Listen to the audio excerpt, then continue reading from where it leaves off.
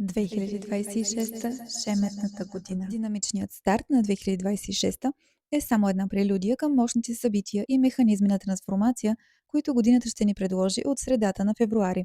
Важното тук е да посрещнем с отворено съзнание случващо се и да не го сравняваме с вече добитата ни опитност, защото всичко ще бъде ново и неочаквано за нас. Устоите на старото се рушат под влиянието на разграждащата среща между големите планети Сатурн и Нептун на 20 февруари 2026. След динамиката около съвпадат, започва и първият ретрограден период на Меркурий от 23 градус на Риби на 26 февруари 2026 и до 20 март, в синхрон с коридора на затъмненията. На 30 юни първите минути време на големият благодетел Юпитер в Лъв започват с забавяне в цялостното влияние. Октомври 2026 си имаме ретроградна Венера от 3 октомври до 14 ноември от знаците Скорпион и Везни.